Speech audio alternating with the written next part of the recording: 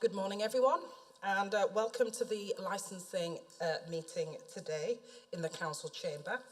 We'll begin by doing a round of introductions. There's a lot of people in the room today, so we will take our time and go through everyone that's here. My name's Amanda Pinnock, Councillor Amanda Pinnock. I'm the chair of the meeting today. I'll move over to my colleagues. Councillor Gregg. Thank you, Chair. My name's Councillor Adam Gregg. I'm a councillor for the Lindley ward and a member of the committee. Thank you.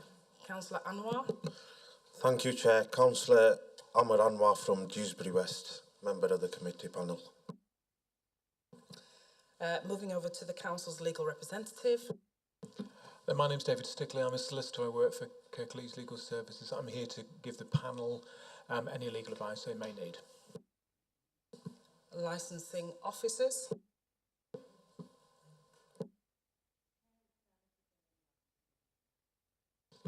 And Fiona Goldsmith, Group Leader for Licensing.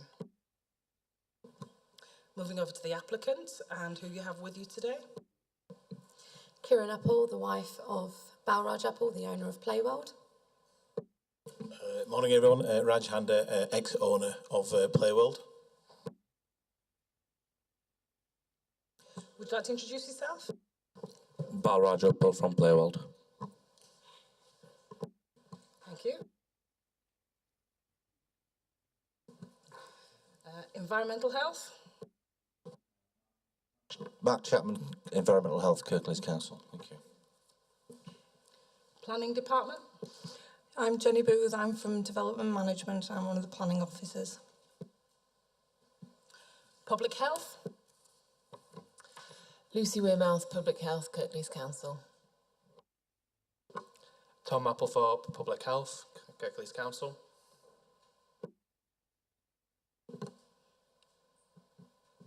Has everyone else over there spoken? Chris Morse, Environmental Health. Craig Hayward, observing for licensing. Okay, thank you. And we'll move over to the objectors.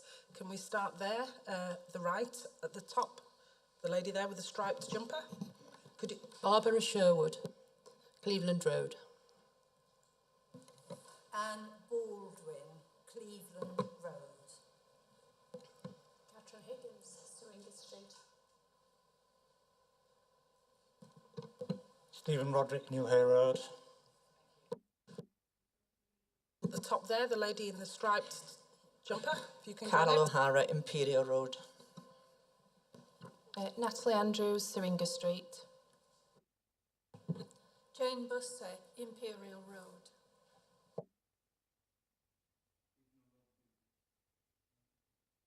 Stephen O'Loughlin, Colwyn Street. Maria Linsell, Cleveland Road. Bill Doodson, Cleveland Road. Jill Doodson, Cleveland Road. Stacey Shaw, Cleveland Road. Julie Healy, Cleveland Road. Denise Armitage, Cleveland Road. Thank you. And just to confirm, this meeting today is recorded and webcast. So we'll go into the agenda and the agenda items before we launch into the application as to why we're here today. So minutes of the previous meeting that took place on the 18th of May. I was here and Councillor Gregg. Can you confirm it's the correct record, please? Yes, Chair. Thank you. Agreed. Thank you. Any interest to declare? Thank you, Chair. I'd just like to, for the purposes of transparency, let you know that I had a very brief conversation on Monday from an interested party related to the applicant, and no advice was given. It was a very brief call. Thank you. Thank you. I should have announced at the beginning if everyone can turn their phones off or put them on silent, just so that there's no interruptions during the meeting. Could everybody do that now, please?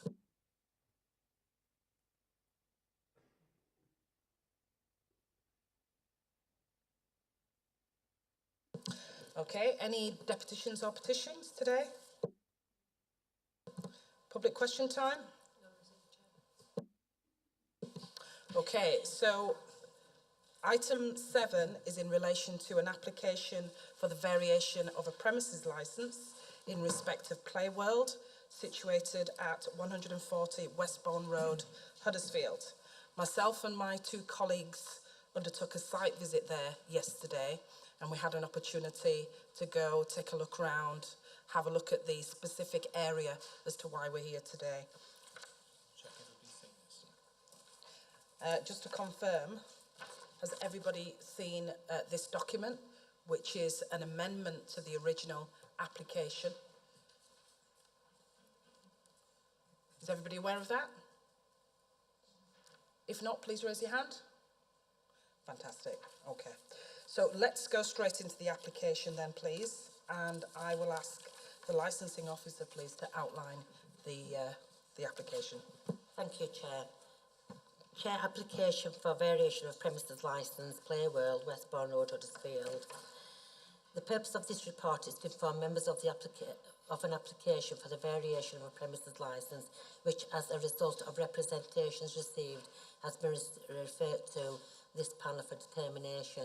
On 13th of June 2022, the Licensing Department received an application for the full variation of existing premises licence for the premises at Playworld on Westbourne Road. The application was made, Chair, in the applicant's name. Sorry, could you speak a little bit louder? Yeah, I think people are struggling to hear. The application was made in the name of the applicant and not the company, Chair. A copy of the application, including plan and existing licence, may be seen at Appendix A. The variation application is to increase the premises perimeter to include an outdoor area. The table below shows the licensable activities. The applicant is requesting licensable activities to be both indoor and outdoors, and alcohol sales to be both on and off the premises. The application also includes 6 occasions per year with an end time of 1 a.m. the following morning. The dates of these 6 occasions have not been specified on this application. Chair, consultation has taken place with the responsible authorities. Consultation has taken place in accordance with the Act. Environmental health have concerns over amplified live music outside. Planning have concerns with regard to the outdoor area noise and the impact on the neighbouring residential properties. Public health have concerns with regards to the occasional events and impact on the residents. Public health have also recommended conditions to be agreed by the applicant. When determining the application, members having regard to the representations may have such steps as they consider appropriate for the promotion of the licensing objectives. The steps are: grant the application with the appropriate conditions, exclude from the scope of the licence any of the licensable activities which relate to this application, or reject the application. Chair, members of the panel are requested to determine the application. Thank you. I'll move now to questions. Councillor Gregg, any questions for the licensing officer? I have no questions, Chair, thank you. Councillor Anwar? I have no questions either. I'll move then to the applicant. Do you have any questions at this stage? No questions, thank you. Thank you. Right, we'll then move over to the applicant, please, for representations to be made about the application. Good morning, everyone. I've prepared a statement which I wish to read through. My name is Kieran Apple, and I'm the wife of Balraj Apple, the owners of Playworld. We purchased the business in October 2020 with the hope that we will be heading out of the pandemic. At the time of purchase, the business evidenced a healthy account, and so we made the plunge to buy. However, due to restrictions coming into place prior to Christmas, we merely had 10 days of trading and had to close the business down until 17th of May 21, a whole 7 months of non-trading. For those that do not know, Playworld is a family destination that includes a soft play gym and the only roller rink in Huddersfield. Unfortunately, after the pandemic, we have had to find other means to try and keep our business from potentially closing down. We have found a significant loss of business, one of the reasons being that customers are not comfortable being enclosed in confided spaces within a large group of people after COVID. We also found that this business is somewhat a seasonal business, and we are struggling to make ends meet within the summer months. We have near 30 members of staff, and due to business being extremely slow and Playwood not being able to offer significant hours to staff, we have already lost 4 members of staff so far and a chef. The purpose of the variation is to offer our customers an opportunity to enjoy facilities indoors and outdoors, with the choice of them being able to sit outside and enjoy refreshments whilst their kids can enjoy their time at Playworld. All we are requesting is merely to have an outdoor play area for children whilst families are being able to consume our refreshments on offer. We have read each one of the objections put forward and appreciate the comments of the residents within the area. As a result, we have proposed a revised schedule presented to you. Despite this, we feel it is important to highlight some key factors which relate to the objections. The objections around antisocial and public nuisance behaviour. In the trading time of Playworld, there have been no issues regarding public nuisance or antisocial behaviour which cause the police any concerns. In fact, we have 38 fully working CCTV cameras in operation.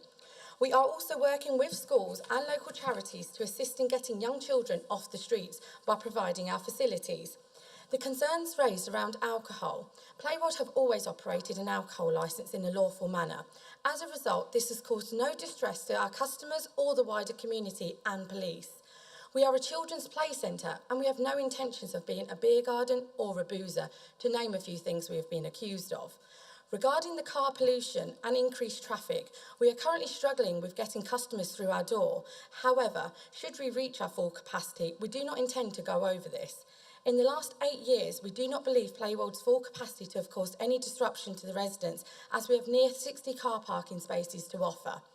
The plan was to invite the local residents to come and see our outdoor play area and explain our intentions. However, due to the negative scrutiny on social media and objections we have had, we have been disheartened to the extent that we've had sleepless nights worrying how our business is going to survive in these difficult times. Several businesses have closed down already, and we do not want to be the next business to close down. We are a young couple who are trying to run a business that we have so much passion for. We have spent a lot of money, including our savings, on the outdoor area with the hope that we can sustain our business. We believe that we have improved the area, which was a total eyesore as per Appendix E in the bundle, and an opportunity for untoward behaviour. Our customers have loved what we have done with the space and are fully supporting us, and thus far we have over 100 signatures showing their support. I would like to have had more. However, as mentioned, getting customers through our door during these difficult times is an ongoing challenge. Comments have been made as to why we have already built the outdoor area without the variation being approved. However, this was done off advice we were given from Kirklees that we could operate under COVID guidelines until September 22. Since we've opened the outdoor area, we have not experienced any complaints. Additionally, we have visited our neighbour directly next door, and they have confirmed they have not had any issues with Playworld operating this area and have not experienced any disturbance. I would like to point out that our play area backs onto commercial property and residents are a significant distance away from the outdoor area, unlike the pub Cropper's Arm, who operate an outdoor area directly next to residents. To conclude, we are trying to sustain our business whilst being able to provide a service that Balraj and I are passionate about. As young business owners, we believe that we are able to relate, particularly to teenage community, and able to provide a support and guidance, whether that be by providing a facility for them or be able to offer them a job, again, taking them off the streets. We would have hoped that the residents supported us with this area, as we are aiming to do many community and charity events that involve local businesses. However, to see so much negativity during these hardships is simply unjust. If we did result in closure, this would not only affect us, but the 30 employees too, leaving them all unemployed. I trust you will take our points into consideration and allow us to operate our proposed variation. Thank you for your time. Is anything else? Any more comments you'd like to make? Do you want to turn your camera on? I was thinking of making my four after the residents have objected. Right, okay. Yep. There is actually a process. Okay. Yep. So what happens at this stage, once you've finished, is that people get the opportunity to ask questions, and you have the opportunity, obviously, to respond. Then later on, the objectors, including public health, environmental health, planning, and the objectors get to speak, and you get to respond to what they've had to say. So if there's anything in particular that you want to say about the business, this is the time to do it, or the proposals. Okay, morning everyone. My name is Raj Handa, local businessman, ex-owner and founder of Playworld. In 2013, we started to develop a state-of-the-art soft play and roller skating and restaurant establishment in Marsh. This venue was needed for the families, communities and schools to entertain the children and their families without travelling away from Huddersfield in different towns. Playworld's main objective was to put Huddersfield on the map by offering a brand new family destination. I would like to mention in the early planning stages and licensing application processes, we were also met with objections around everything which has been mentioned in statements and from the residents. We can proudly say we've never encountered the problems raised by the objectors regarding antisocial behaviour, increased crime, pollution, litter and nuisance activities, etc. We invested over £500,000 into the infrastructure of Playworld. We risked taking the large building in the centre of Marsh, which was lying empty for several years. The property at the time was a controversial site for having antisocial behaviour, drug users and a den for illegal activities, with obviously the big controversial item of the big stone bollards in the car parks, preventing the huge issues for local residents and Kirklees. Now, 9 years on, Playworld has achieved its overall goals and become the #1 family destination for families to visit in and around Huddersfield. It employs 30 members of staff and it works regularly with local communities and schools and charity organisations. They contribute to the local economy in various ways, including the local sourced suppliers, what we use for our foods and drink. We also provide free additional parking spots for people visiting Marsh to use local facilities. The business has been striving until the early March 2020, when the world was affected by the horrible COVID outbreak. This did not only affect the lives and families of loved ones, it also affected businesses all around the world, including Playworld. Playworld was faced with a huge problem with people's perceptions and habits changing when it came to indoor play centres and enclosed areas for children and families. The hospitality industry being forced to face huge challenges. Our government and ministers realised that this would be a huge issue for indoor enclosed hospitality venues and allowed throughout COVID to allow businesses to operate food and drink within their outdoor areas to encouraging paying customers to use their overall facilities. This was a godsend for small businesses. We were allowed to operate outside the premises licence agreements regarding serving food and beverages, etc. This is still available for all businesses until end of September 2022. Following the lead of other local businesses, Playworld wants this facility to be a permanent solution going forward. Therefore, Playworld is applying for a variation of conditions for the operating hours to be able to service their customers, who are encouraging them to provide the outdoor facilities as part of their visit to the venue.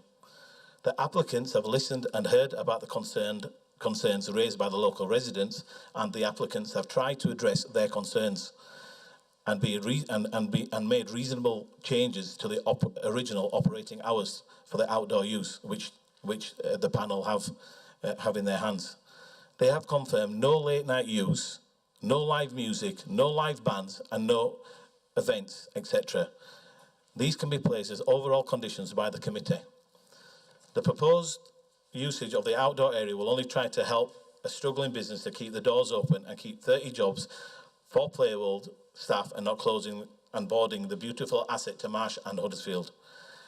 If this was to be the end result, to close it down, it would be worse for the local businesses and the local residents. If the building was to close for good, it would have a huge impact. The applicants and the new owners are very passionate about the business and will always follow the lawful commitments and rules for the business to operate outdoor, and will always protect the jobs and continue to welcome families, children, schools and local charities to use the venue and to have a safe and clean environment for everyone to enjoy without being fearful regarding COVID and having enclosed play areas. Thank you to the Chair and the panel's councillors for your time and understanding in these already difficult times. I'm personally requesting you to support the outdoor area to complement the overall experience of Playworld. Thank you very much. Thank you. So I'll move now to the questions. I've got a few questions. So could you tell us a little bit more about the offer? Because you've talked about the overall, you're wanting to do something outside, and you spoke very well about the business inside, and it looks fantastic inside. I've been before, it looks great. But want to know more about outside, because that's why we're here. So what is the offer? I know in the application you've talked about possibly six events annually. What would those events look like?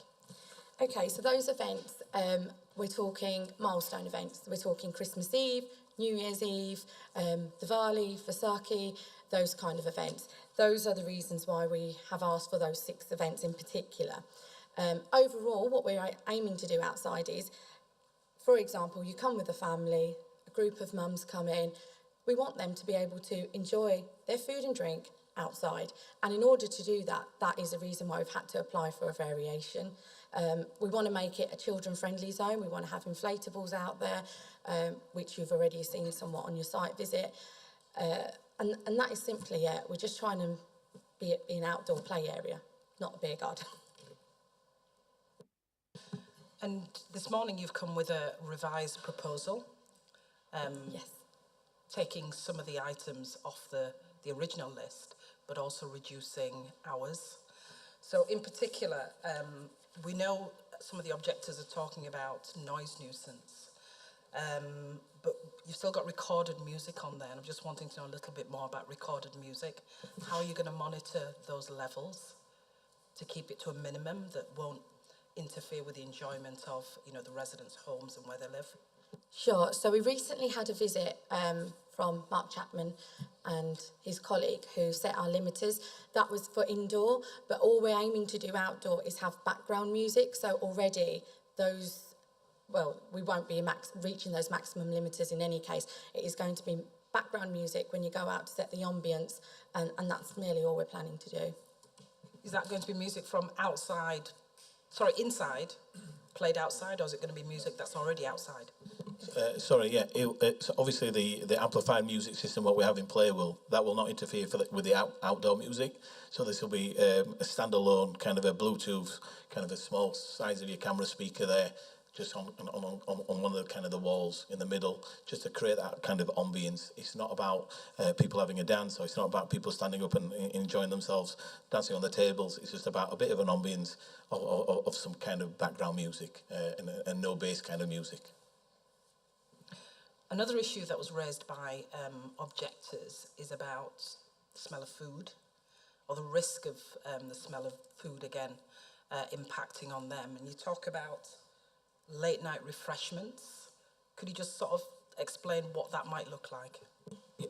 Yeah, it's quite funny to mention that, funny smells and things coming away from there. In front of Playworld, we have, I think, several takeaways are obviously letting out smells, and, we have an Indian takeaway there, we have a kebab shop there, probably a pizza shop there, a cafe there, and Playworld smells, and their ventilation system's actually on the other side. It's in the middle of the actual building itself, so it's not actually geared to one side, to the left or the right, it's right in the middle. So kind of, that's, the smells from Playworld, I'm sure it will not bother them as much as the local takeaways already do. And the light refreshments already on the amendment times, that's been amended. Is that right? So we're not offering late night refreshments till late, basically. We've taken that off the agenda. What late night refreshments, though, what would it look like? Are you serving food? Is it going to be a barbecue? What's it going to be? No, look, we have menus from all over the world. Our chefs specialise in, obviously, pizzas, kebabs, Indian, English, French food as well. And sometimes it's like more mixed grills, but we'll be serving them from inside. We're not having no kitchens outside the facility. We cannot simply afford to make up some kitchens and serve food from out there. It's purely from inside. Yeah, it was that clarity that I needed. That's fine. Thank you. So threaded through this are concerns about noise nuisance, and later on we'll hear a lot more about what the services and objectors think about the risk of noise nuisance, highways issues, and also public nuisance. And you sort of alluded to it a little bit in when you were reading out your statement, but I think it's really important to just give some more detail about how you're going to mitigate that situation? Well, obviously, as the environmental services know, especially Mark Chapman and his colleagues at Playworld, obviously been operating for the 9 years. Our music systems within what we've invested in the building are over £50,000. I mean, Mark can probably kind of put his hand up and say, yeah, that is true. We've always worked with the council officials on noise pollution, and any kind of complaints what we've had in the several years we've been there, we've always kind of worked and come into some reasonable kind of levels where the environmental officers are always happy. We've never been fined. We've never been taken to court. We never stepped out of line, basically. We've been running the family destination as well as any other large business within the area. Obviously, we've had no antisocial behaviour. You can check on the police register. There'll be no complaints of anything to do with anyone being abusive, alcoholic. We're not, Playworld's not there, as Kieran mentioned earlier, to provide a boozer, to provide beer gardens. It's simply allowing families of Huddersfield coming into a destination where they don't have to travel out of Huddersfield. So we're keeping everything within. And the noise pollution, yes, there is some certain songs with particular bases where Mark's always had a concern, and we've always tried to take them off our track lists and etc. And we've always worked together and been audible. We have a resident DJ who is the only person who can only play on them decks. There's no external DJs allowed to come in to play the music from the actual music system. They control the music system. So, I can't, hire somebody to say you can come in and DJ for us because they wouldn't know the music levels, they don't know how to control the system. And that's our kind of pledge to the environmental health officers as well. And that's been continuing as well. And obviously we've been heavily invested in CCTV cameras as well for the noise and things like that. I think we've got more than 36 cameras situated in and around the building. Obviously, we do noise checks as well. We keep the windows closed whilst we're in there. And obviously this is just a kind of a playground for children where the families can see their kids entertaining themselves and having a drink and a good time with family and friends. Sorry, Councillor, can I just add to that? What we're actually requesting, we already do indoors, so we're merely just asking for the approval to do that outdoors. So it's nothing out of the ordinary, nothing that we wouldn't have been already trained on in terms of managing. So it is merely just being able to do it outdoors, obviously with those restrictions in terms of background music as opposed to music that we would have playing inside. Thank you. Okay, I'll move over to my colleagues. Councillor Gregg, any questions? Thank you, Chair. Yes, just really want to know a little bit of background, if I may, about your operations. So I don't know a lot about Playworld. I know that you're obviously doing events for children and teenagers. What age group? What's the sort of target market in terms of who do you cater for in terms of the largest proportion of your business that would generate sound on an indoor basis? Is it for teenagers or younger children, and is it a disco presumably that you're doing? I know that you've said that you have your in-house DJ. Now obviously that's something that obviously I would have thought was a very good thing, because of the fact that if you're having external bodies coming in, they can interfere with limiters and things like that, and they're not too conscious of actually upholding sound limits.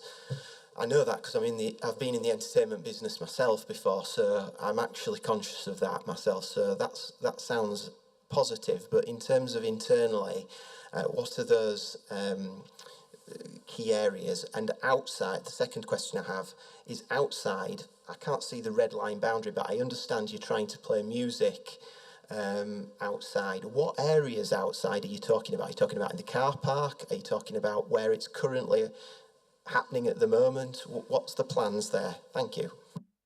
Thanks for the question. So obviously Playworld was obviously created as an indoor roller skating place for children to come with young families. So our age group is from anything from 6 months to obviously, you know, teenage kids coming in with their families basically. They enjoy the indoor retro kind of roller skating kind of atmosphere where we have a few disco lights going on. There's a resident DJ, obviously within the sound limiters, and just playing nice kind of teenage disco kind of music basically.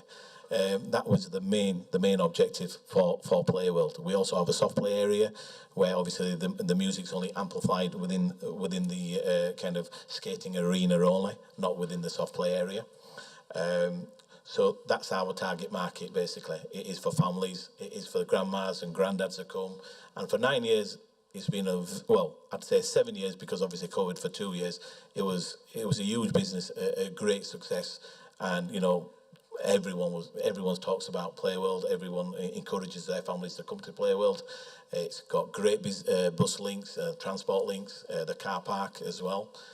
Going on to your second question around about the music, so the new playground area, which is all fenced off now as well. So you can only go into the playground area if you're coming through the front door as a paying customer. It's not for anyone just to walk in, kind of, you know, from the general public. All our customers are customers who are paying customers bringing in their children to us. So we're not actually getting kind of, you know, just people off the street to come in and you know, have a drink.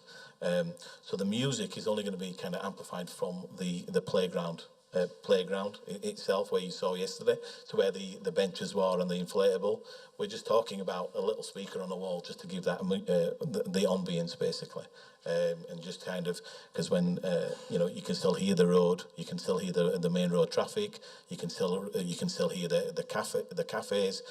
You can still, when the takeaways are preparing their foods, you can hear all that. We just wanted to kind of limit kind of some background kind of noise, just so our customers have a nice experience. So we're not doing it in the front car park. There's no speakers going in there. It's just slightly in the middle, and we can work with the environmental health, and they can tell us where to put the little speaker. We can welcome that as well. Thank you, and thank you, Chair. Thank you. Pardon? Councillor Anwar? No questions, Chair. Thank you. Okay, so I'm going to move over to environmental health to see if they've got any questions. Licensing, I've got a question. Yes, sorry, I just wanted to clarify something for members. The red line that was submitted in their application, if you look, it's not very clear on the plan that you've got because it's been photocopied, but the red line where the licensable area is being asked to extend to does cover the outdoor area and the car park, which would mean that licensable activities would be permitted in the whole area should it be granted. I just wanted to clarify that. Okay. Any questions from...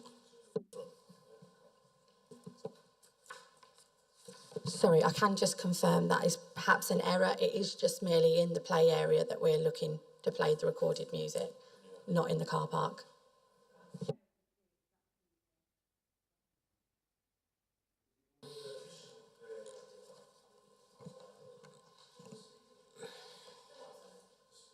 Going in the additional area, or?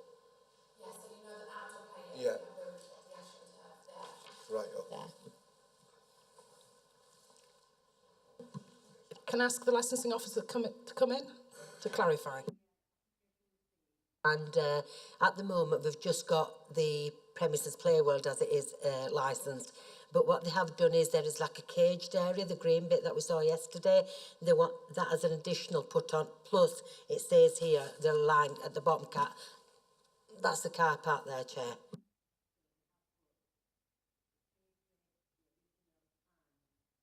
Back as the licensable area, that's what they wanted. I think on the application they were just trying to clarify the boundary, basically, of what we own. Just restrict it to the fence of the... We've got it indoor anyway. All we want is the additional caged area, the playground, but not the front of the car park where the 80 spaces are next to the Croppers Arms. We're not interested in that. Right, okay. Can we just pause for a second? Okay. Could you explain the application then, because I'm a little bit lost? What are you applying for today? We're applying for the outdoor area that you saw yesterday, which is the area where you come through the front entrance of Playworld and you walk your way around to the outside adjacent to the building as opposed to the car park. So we're not applying anything for the car park. I think it was that in the application when we put the plan in, it was to identify the red line boundary of what Playworld is and what we are included within that area, because we were limited to guidance when we put the variation in. So if I just refer back to, you've got it in Appendix E right at the back, and that is merely what we're asking for. Sorry, Chair. If you can see the appendix, this is the main car park area for Playworld. And this bit, what's been crossed in red, that's the additional part of the outdoor, what we're proposing. Is that the green bit that we saw? That's right, yes. Just yes, the green bit? Yeah, sorry, just the green bit. Where it's got that storage thing? That's right, yeah. And it's already been caged and boundary. It's got a boundary around it now with the green fencing, the 6 foot, the 4 foot fence or whatever it is around there. So you're not wanting to do anything in the car park? That's not part of the application today? No. Thank you. Chair, can I please ask? So, obviously they've got the play world, they want the additional area. Is that where the 6 occasional events are going to take place and not the car park? Is that correct? That is correct, yes. Can I just add, I think there's a little bit of confusion because we did initially put in a temporary event notice which incorporated the car park at the time because we wanted to do a summer fair with the local businesses, but just because of the stress of this we never got around to it. We wanted to do it for Yorkshire Day. I'm a southerner, I wanted to come up, do something, that incorporated the culture, but we never got around to that. So I think that's where some of this confusion is coming in.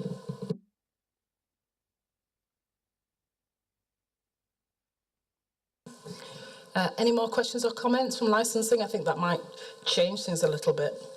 I think members just need to be minded when making a decision. The application that was submitted does cover the car park. I know that I appreciate you saying you didn't mean to, but inadvertently it does, so that needs to be considered by members.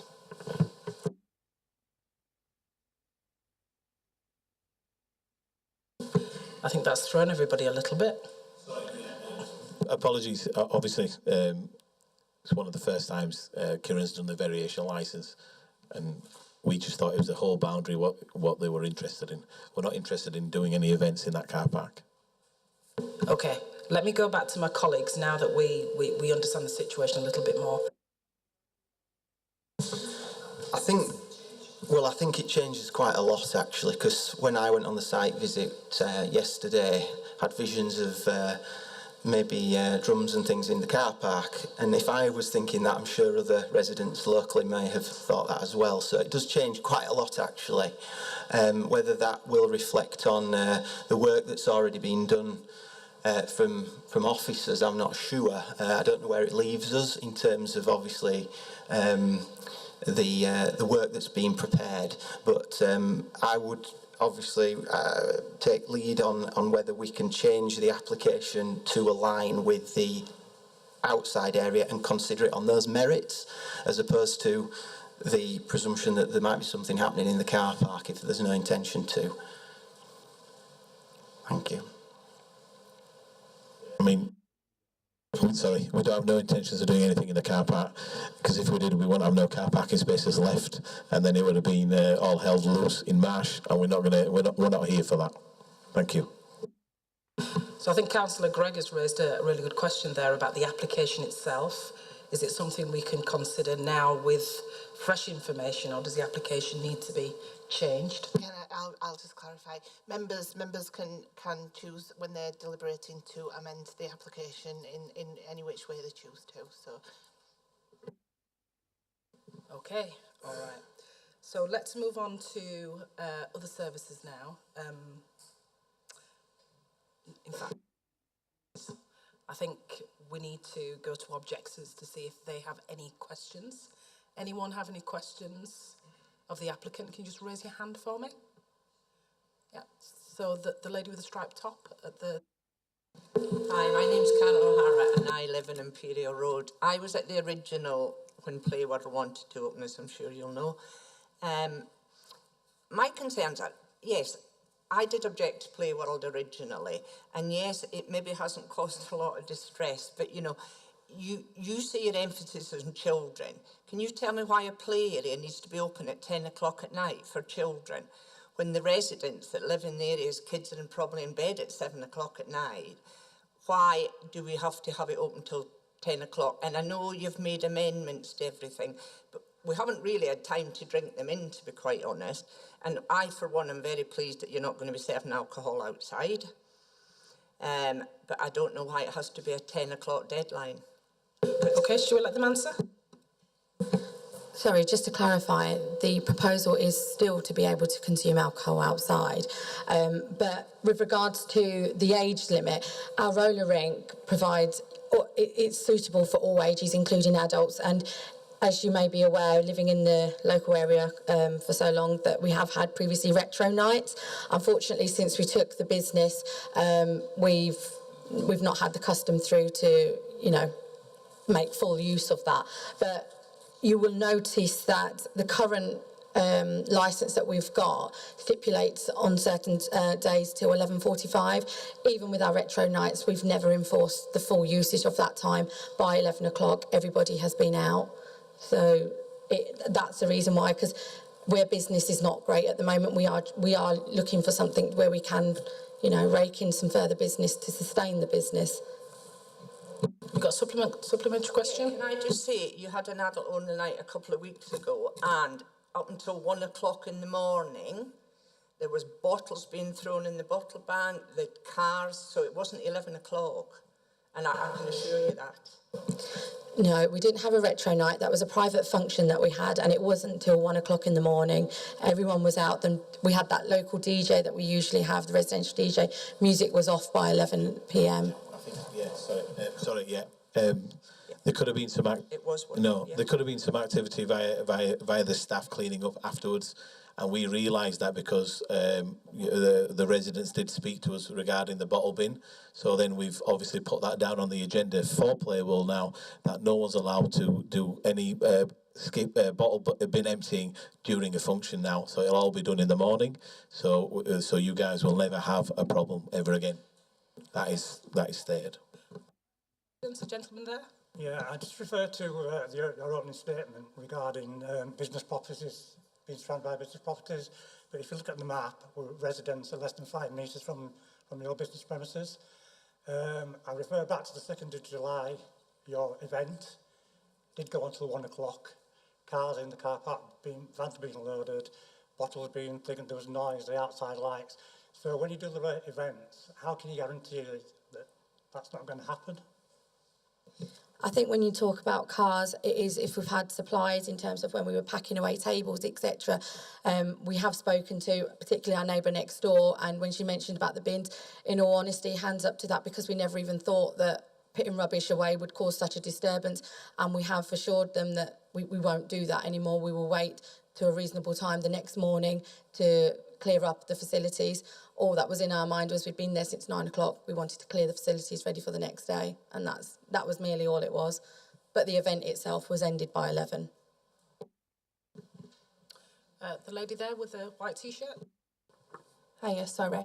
I know you're saying it ended by 11, which that may be when you cut off the music, but I'm sure it went on a bit longer than that. I live literally next door, as you know. I'm the one that complained about the bottles, etc., being smashed in the bin. I think really when you're going on so late, it's out of your control then for what the attendees of the party are then doing, because they were singing, shouting outside on the streets, taxis picking them up, cars revving up and down. It was all going on till 1 a.m. I did shout out of the window and tried to get a member of staff's, tried to get them to acknowledge me. He just looked up at me, looked away and went in and slammed the door, which I've already spoken to you about. But really, I think because you're having it going on so long, you can't really say that everyone's leaving and then that's it. It's what the aftermath as well that I'm concerned about. 1 a.m. in the morning when I've got children and, Is there a question in there? Pardon? Is there a question? Yeah, I was just going to say, how are you going to control that more? I feel it is out of your hands. Yeah, look, our intentions are not there to kind of upset our residents. Basically, for 9 years, we have been very, very loyal to our residents, to the local businesses, to the local charities, to the local schools, to the local people there offering jobs as well. Now, when you did mention that, there was some activity late at night, that was our staff, hands up, our staff did start clearing up, and they were, obviously, making a noise which was unfair to yourselves, which now we've addressed personally, and this will not happen again. Now, going on from the patrons leaving our premises after the party, I mean, we can't take no responsibility, because it could easily be the other businesses which are letting their customers out at the same time as well. But I'm not going to get into the argument who's the customers, what happened. All I'm saying is that we can still manage that, because we've managed it for 9 years, and there's nothing going to be no different to one episode on the 4th of July or the 2nd of July to the 9 years of operating Playworld. I think we can take some responsibility for the staff, but we can't take all the responsibility for other people not even coming from our venue. Anyone, any more questions? Gentleman over there. I have a question regarding your proposal to play what you call background music in the external area that you've recently created. This will clearly be audible to people who are not your customers, to people just walking past in the street. Do you regard it as acceptable that you can impose noise pollution on people who are not customers of your business? Yeah, great question again. That's what we said earlier on, that the actual speaker will be probably placed in the middle of the actual additional play centre. So if you see the large kind of creation of the external playground, and if we are putting the speaker right bang in the middle of the building and you are walking past, you will unable to probably hear this, to tell you the truth. You probably hear the road noise, the car noise, and maybe the restaurants or the pub noises more than you'll hear this music.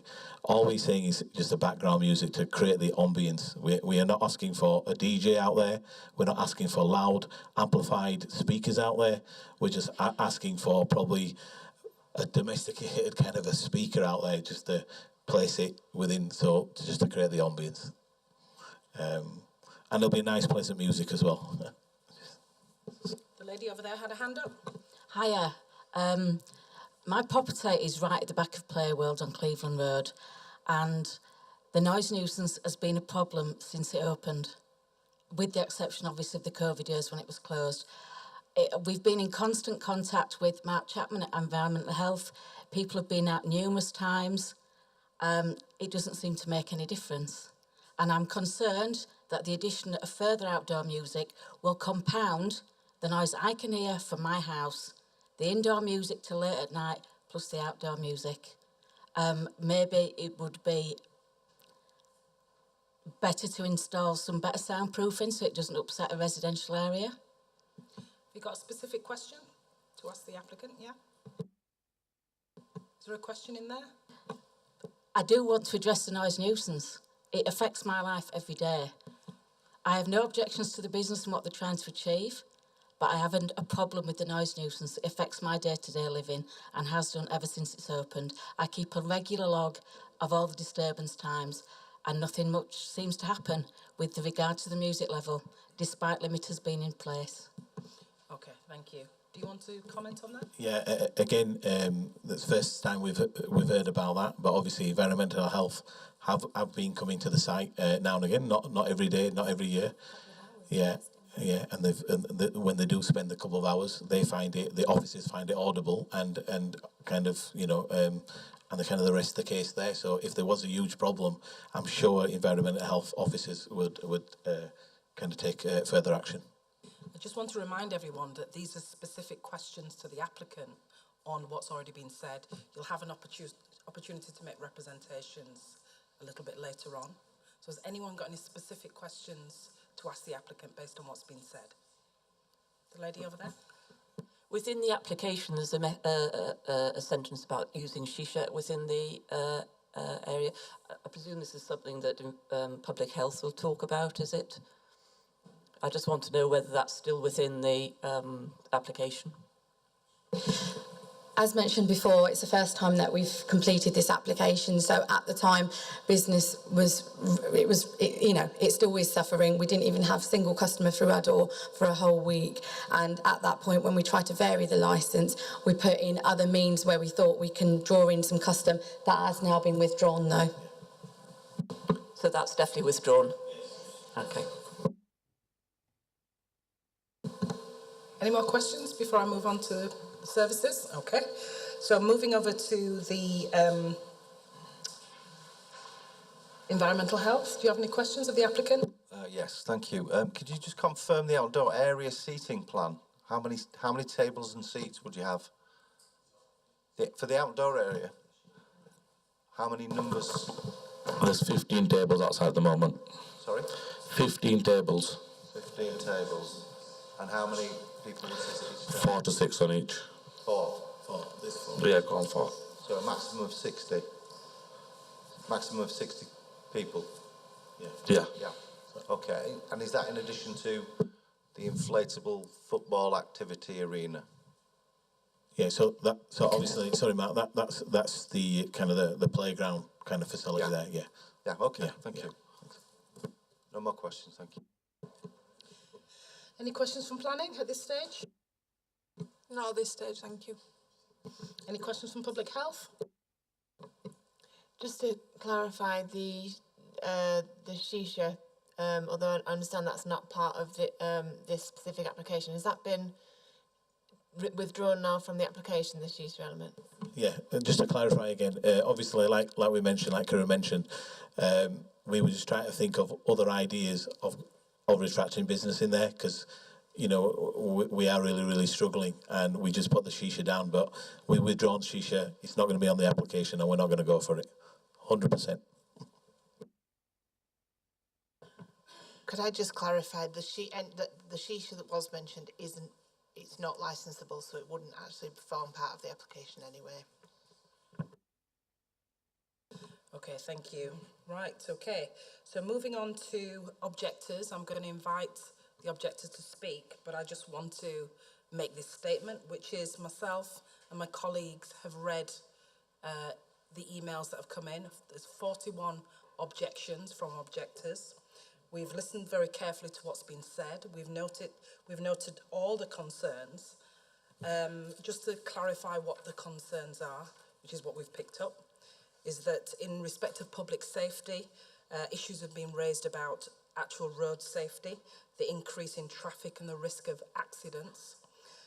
In respect of public nuisance, noise nuisance is something that features very heavily in what's been said, particularly in relation to loud music, loud voices, door slamming, bright lights. Sleep deprivation is another one that's been mentioned, and affecting the quality of life and mental health of residents in the area.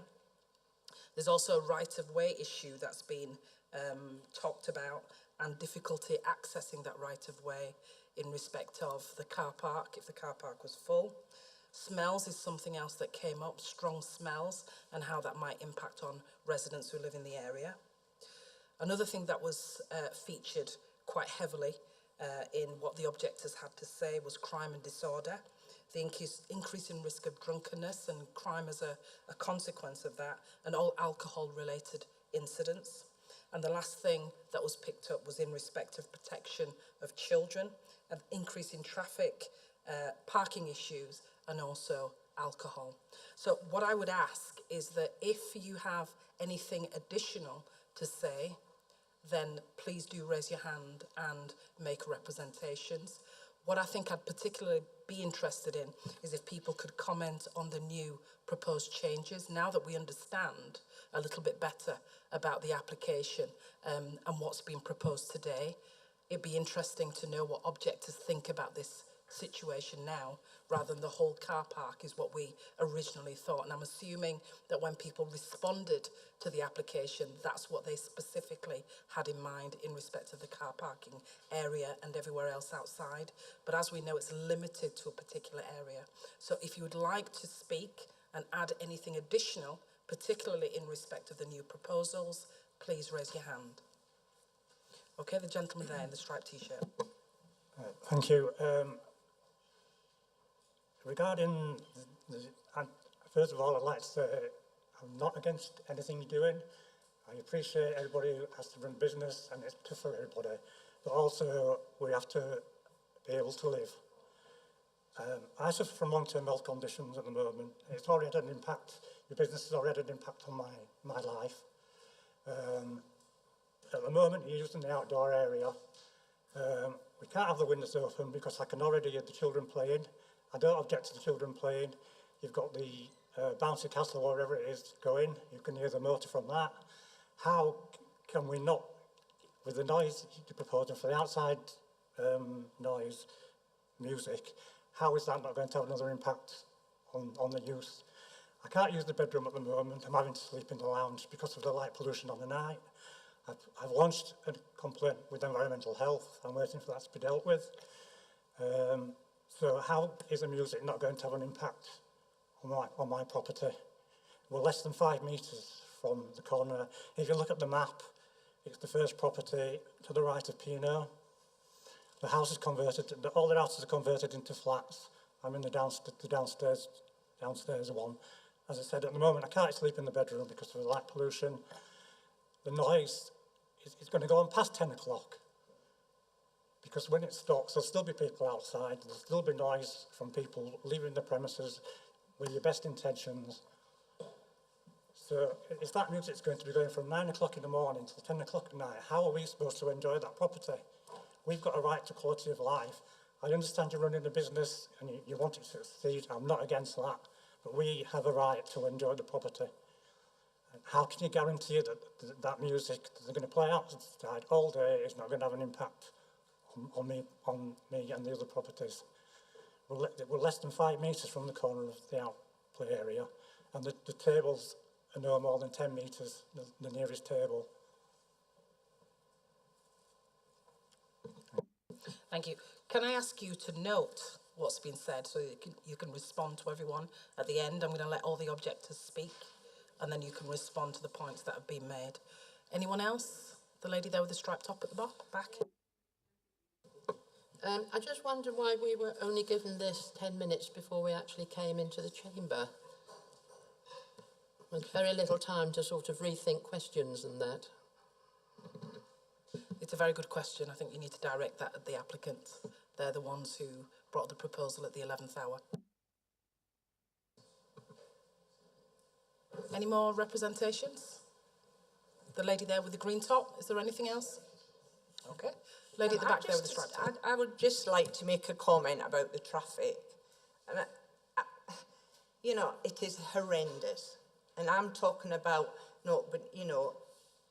you talk about how many people you've got in Playworld. You just think how many cars come. Imperial Road, Syringa Street, Cleveland Road is absolutely packed with cars, especially at the weekend and school holidays. They don't park on the road, they park on the pavement. You can't get past with buggies, as some folks already said, and they do block folks' drive. Now, you might think this is not a big issue, but to me, it's a very great safety issue. I've got a 92-year-old neighbour that's gone to Croppers twice a week for meals. And to cross that road now, he cannot do that because they park right up on the pavement, they park on the corner, on all the streets, and you cannot see to cross that road. And parking is a mega issue. And if this is going to carry on to 10 o'clock at night and they're going to be on the streets, I would love to sell my house, but you'd never sell it now. And that's the God's honest truth. It is horrendous and it's dangerous to kids, everything. I said my piece. Thank you. Just to clarify that parking in particular is not a licensing issue, but you've also mentioned about public safety, about people struggling, and those sorts of things, which is actually a licensing issue for us to consider. So I just want to clarify that. Okay, the lady next to you with the white top, I think you had your hand up. Yes, I was amazed to hear that there's seating for 60 people in the AstroTurf area. This will surely attract people to have parties and revelries, and I'm just thinking about the outcome when it's all over. Again, the noise, the pollution, the smells from the cooking, and so on. And so I do object, really strongly to this. Thank you. The gentleman there with the black top. Hi. My concern with this one now is, as Barbara said, we only had 10 minutes notice, well, half an hour before this started, of this amendment. And you look at it and most of it's disappeared. It's a completely new application to me. I used to do projects a lot in my working life, and we'd stick all sorts of extra bits in the hope we might get some. And if we didn't, we got what we wanted. And this sort of fits into that category. And I think it just needs completely reapplying, and then we could all look at a new application and then make some decisions from that. Thank you. Could I just clarify? The application that the members are considering today is the application that everybody received the pack for, not the amendments that have come in. They are just proposals that the applicants would like the chair and the members to consider when they're making their decision on the application. Oh, apologies. All I was saying was the application that the chair and the members are considering today is the application that that was submitted to us. The amendments that have been submitted today are just for consideration when they're making their decision on the application that is in front of them.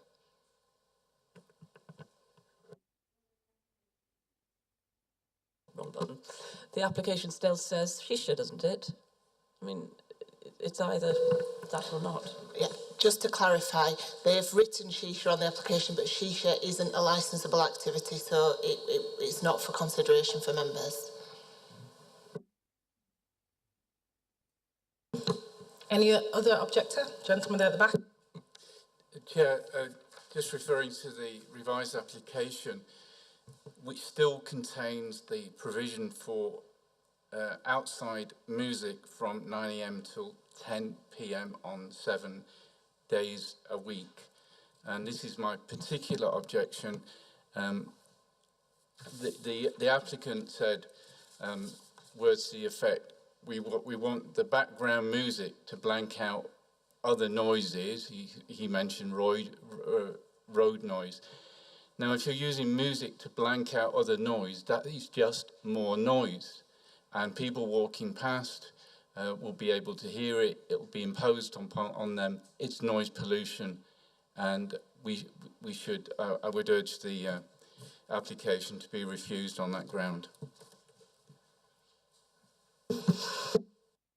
Sorry, I think also we're talking about everybody in the community here, and this gentleman in front who I've never met before has made a very valid point. There's a lot of people with disabilities within the community that need to be looked at and considered.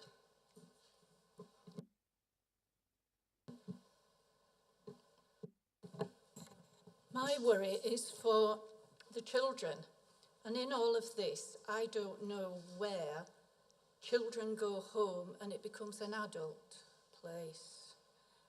So I just wondered about that. Is there a cut-off where children are gonna, and then the alcohol is served to adults? Thank you. Any more representations before I allow the applicant to respond? Okay, could you respond to those, please? Yeah, so just regarding the first comment that we had regarding the music, I mean, we're working with environmental health. They've been out already, and I can't stress this enough in terms of how, we are really cooperating in trying to make this a pleasant atmosphere for everybody, But yes, we do need some background music to set the ambience. We are a business after all, but not disregarding the comments we have had regarding the music side of things. This revised proposal, we have had some guidance, and the advice we were given is to take the revised proposal into the hearing today. Had we had different advice, we would have done it sooner, but that is the guidance that we were given. Sorry, yeah, and we only received the pack last week. Obviously, we had to go through the objections, and we had to seek advice on how to do it, and we wanted to be reasonable to the residents. This is why it was a change of kind of how can we work together within the community and within the business to kind of create these hours where they could be acceptable. Hence why the late coming of the amendments, basically. Yeah. And just regarding the traffic, I do not believe that the customers of Playworld are causing this traffic disruption. We have our own parking spaces. I mean, we've got cameras to prove that they've never been at full capacity. So it's, you know, I don't believe that's customers of Playworld. Again, we've never had highways complaints, or we've had no issues with highways, and you can check on the registers once again. We've had no kind of, any officers coming to us or any parking attendants. In fact, we manage our car park and we have a management system in there as well. We kind of follow the management instructions of the car park. And like we said, over the years, Playworld's not being busy. So, it could be just residential parking or visiting parking. And that's why there's extra cars on the roads. Sorry, one last comment. It is important to understand that we do have a capacity at Playworld, and our intentions are not to go over that. So the traffic, and as I mentioned in my statement initially, it will only ever go to the maximum capacity that Playworld can actually hold, and that includes the outdoor area. Just because we're proposing to use the outdoor area, we're not asking to increase our capacity at any point of time. We're just trying to seek, further customers in to sustain our business. Yeah, good valid point by Kieran. Sorry, I forgot to mention that as well. Obviously, the customers coming through the door are going to be the same customers coming through who have been coming through the door. They've just got additional kind of services within the paying price. They can stay inside and they can go outside as well. That's what we're trying to create. Thanks. I think someone else mentioned something about smells. I know it's something you've addressed before, but did you say about food being prepared inside and brought outside? So can you just clarify that for the lady who asked the question? Correct, yeah. We do have our kitchen, and we have no intentions of cooking food outside in terms of, putting a kitchen outside. It will be prepared inside and served outside. And I think the only other clarity for me to respond to what the lady had to say was about when does it become Playworld for children and then become an adult venue? So currently we obviously operate on our opening hours, and actually there have been several occasions where we've not even been able to facilitate the full opening hours, which are typically the latter being 7 o'clock. Initially, it was till 8 o'clock on a Saturday. We've even reduced that till 7 o'clock, sometimes 6 o'clock. So that is where the children event ends. And then if we are to have a function, or, business still does not do well and we are trying to sustain further business, i.e. we want to do a student event, and then that is a time where it will only be available for students. Or as we currently do retro nights, for example, it will be on those, but those are after 7 p.m. So our opening hour schedules remain for children, and then anything after that will be for the adults. Yeah, I mean, one other thing I think that was raised by a few people, and I think it's important to have some clarity around it. The impression that you give is that you'll be playing music from 9 a.m. until 10 p.m. at night. Is that your intention? No, so currently, even when it comes to playing music in Playworld, so we have a laptop and the music is played out of that. We don't even have a DJ. The only time we are looking... When it's not yeah. So the only time we're looking, when you're talking about music outside, it is when the outdoor area is open, to have just that speaker outside playing, recorded background music. Again, I cannot stress that it is merely background music. And if we remember, obviously, we are in England, and the weather in England is obviously not the best.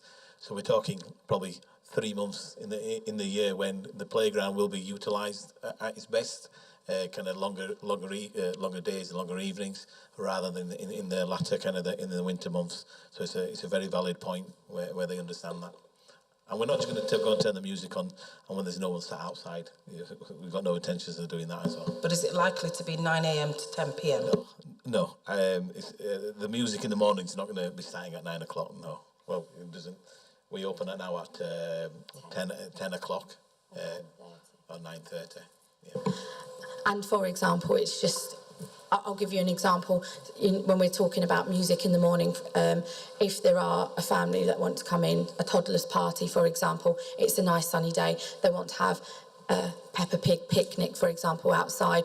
So you have a slight background, noise or the background music that Peppa Pig has, or Frozen or whatever, and that's merely what we're asking for. So it's not, I think when we say music, sometimes people think it's rock, head-banging music that we're intending on playing. It is not. It is just kind of an audible sound that relates to that current market who's in.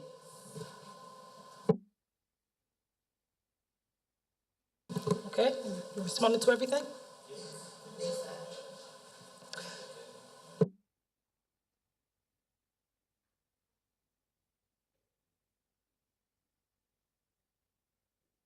Okay, so I'm going to move over to the responsible authorities then. They've been sat over there very patiently. So I'll start with environmental health. Sorry, are we registering our objections here or questions? Yes, objections. Okay, my name's Mark Chapman. I'm an environmental health officer for Kirklees Council. I'm representing environmental health. We're doing a consultation on the application to vary the premises licence. The consultation is to ensure that one of the licensing objectives is achieved, the prevention of public nuisance. What do we mean by the prevention of public nuisance? We mean potentially avoiding loss of amenity to local residents through noise and light. So really, those are the two issues that we have. So my concerns are, the crux of preventing public nuisance, in my opinion, are these. The area, suggested outdoor area, that's been applied for, I think the following will create noise levels that cannot be regulated in the close proximity to residential dwellings. It has been quoted as 5 metres to the nearest dwelling, to the southwest side of the premises, and also its audible distance to dwellings of the north side, the west and north side. When we're talking about noise levels that can't be regulated, the applicant has confirmed that they do have 15 tables that can seat between 4 and 6 people. So that's a maximum capacity seated of 60 to 90 people, which is a lot of people, and a lot of people do generate noise. In addition to that, we have got the standing area for customers and also the inflatable arena for children's activities, which may accommodate more people. So there's a real potential there for public nuisance and loss of amenity to residents.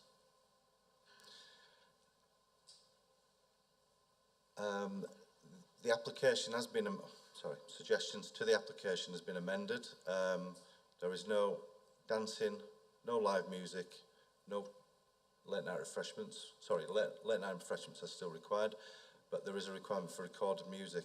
I would suggest that in addition to the numbers of people out there, in addition to the activities, somebody's quoted that there is noise from a bouncy castle inflation. Is it a generator or fan or something that's in use? So I think you're not going to be able to achieve the licensing objective of preventing public nuisance there.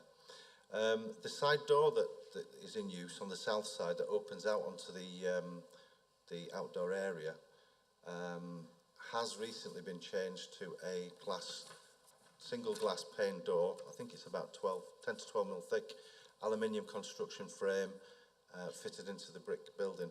That was recently replaced. I believe that was done in 2020, which replaced a very dense, thick fire door that was placed there back in, I believe it was 2014 when the application for the original licence was submitted.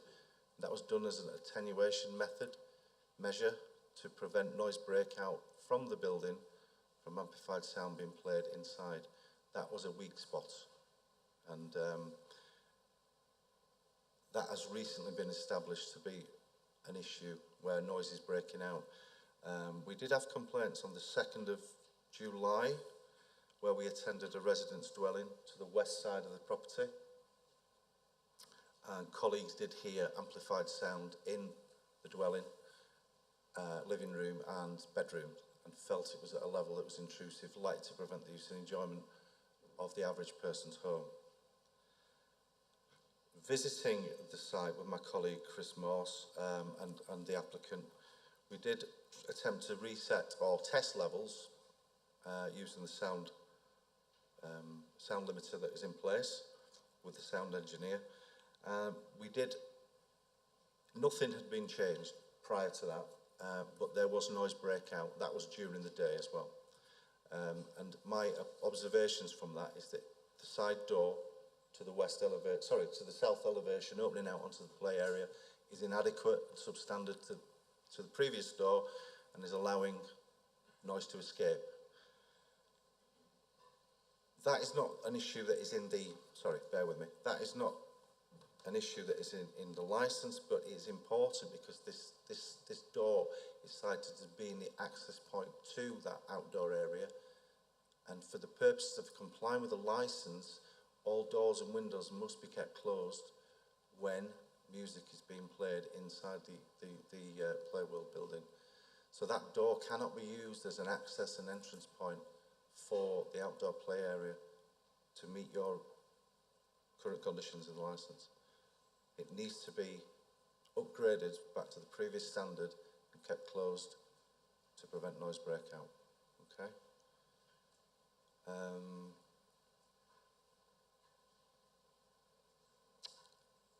I understand that there is, if I can just give you a brief history of the site. Back in 2014, Raj Hande applied for a premises licence and it was granted.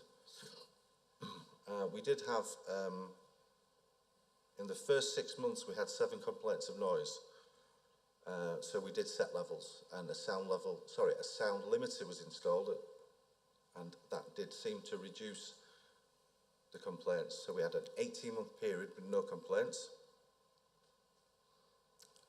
Then between April 2016 and September 2016, we had 5 months where we had 5 complaints of amplified sound, but nothing was witnessed. Then we had 25 months with no complaints of any amplified sound from the premises. And then we had one further complaint on the February 9, 2019. We had one complaint in 1 month and the complainant confirmed that the issue had been resolved. We then had 18 months from February 19 to October 21, 18 months with no complaints from local residents of amplified sound from the premises. 7th of October 21, we did have 2 months where we had 5 complaints, but nothing was witnessed.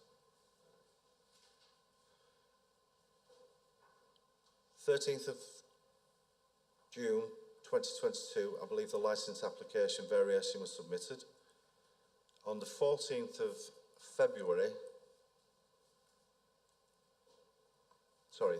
March 2022, over a 4-month period, we have had 5 complaints. We have witnessed amplified music on 1 occasion in the neighbour's house. And that was due to, in my opinion, that is due to the exchange of the door and it being inadequate to attenuate the sound from the premises. Okay, so we've addressed that. In addition, we have had a light complaint, which I don't think you're aware of. It came through, I only found out yesterday. We have a light complaint. There is light that has been, lights that have been sighted on the side of the building, which we can discuss at a later date. Okay, so if I can, I would say that the area of that side is not suitable for the proposed use due to the potential for public nuisance.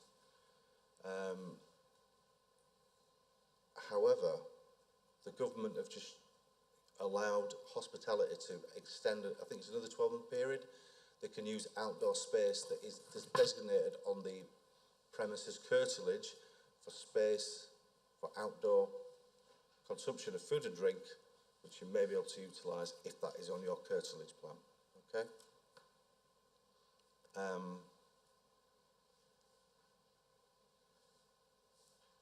So, what I would like to say, though, in addition to that, I've had a look at your licence conditions. I understand what you're applying for, what you would like to do. I can't support them. I will recommend that the licence is the conditions are refused. But in addition to that, I had a look at your planning consent. Back in 2014, when you applied for your original licence, Raj, you also applied for planning consent for change of hours of use, because your original planning consent allows 9 a.m. to 9 p.m. Back in 2014, you applied for an amendment to that to reflect the hours in your premises licence. That application was never pursued and permission was never granted. So the current planning consent you have for that building is to operate to 2100 hours, 9 p.m, Monday to Sunday. So whether or not the licence is granted, technically, you cannot operate beyond 2100 hours. Okay. In addition to that, the land is, I understand that you're the leaseholder of the land. The land belongs to Ramsden Estates, and there is, so that was managed by the council. And generally, with leasehold premises, you have to get permission from the freeholder for change of use, installation of structures such as fencing, partner cabins and such. So I would recommend that the use of the outdoor area is that it doesn't take place unless it's within the scope of hospitality, the relaxations in the hospitality for the next 12 months. But in addition to that, I would say that the use would close Monday to Friday. The use should cease at 6 p.m. and on a weekend, Saturdays and Sundays, it should cease at 4 p.m. to prevent public nuisance to local residents. Thank you. I'll move to questions. I don't have any questions. Councillor Gregg? Thank you, Chair. Just a query on the fire door. In your opinion, do you think the current fire door is not sufficiently insulating the internal sound that's created from discos? Yes, the current, it's a fire escape door. It's not a fire prevention door. The current door is inadequate for sound insulation purposes.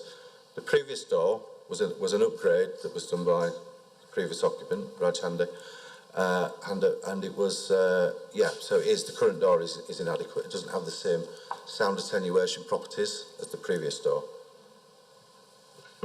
And am I correct in thinking what you've said is that the existing door, when it is open, means that the current licence conditions are likely to fall? Is that correct? Have I read that right? The current licence conditions state that all doors and windows should be closed when there is amplified sound in use inside the premises. I've just got one more, Chair, if that's okay. Sorry. But you're right. The current structure of that door doesn't attenuate noise. It allows noise breakout, which has been witnessed in local residents' homes. In order to find a solution to this problem, and I appreciate it might not be for you to suggest a solution, but do you believe that there is if there was another access point from that building to that outside area, that would solve the problem? And is that something that is, in your opinion, knowing the layout of the building, do you think that could be achieved? if that door was reinstated to the previous standard, that would attenuate the noise and it would prevent noise breakout. What it wouldn't do is deal with the prevention of public nuisance from the use of that land, the outdoor play area. Potentially up to 90 seated customers with background music, with an inflatable arena, so it's got a mechanical fan running, raised voices from children playing. It's not going to be achievable. The only way to achieve preventing from public nuisance in that area would be for a noise consultant to do a survey, provide a report, install a structural fence, acoustic structural fence, absorbent materials on the hard surface of the fence and the brick building to absorb the sound in that area, and even then it may not be achievable, might not prevent public nuisance. No more questions, thank you. Councillor Anwar? No questions from me. To the applicant, any questions of environmental health based on what's been said?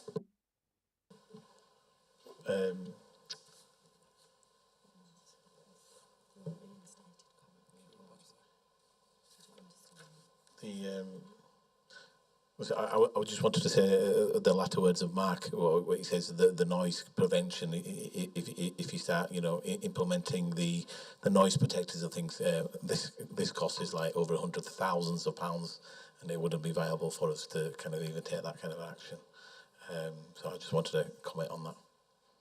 And obviously, I know it's not an environmental health issue if the landlord's not given a consent. I don't think that's environmental health kind of issues on that. It's not for environmental health that we have got the permissions from the landlord. So I don't know why that was brought up. Obviously, thanks. Sorry, do I need to respond to that? Yes, please.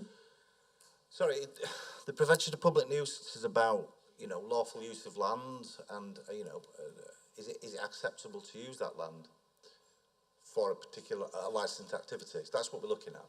And one of the objectives is preventing nuisance. So, nuisance from noise, nuisance from light. So, if that land cannot be occupied,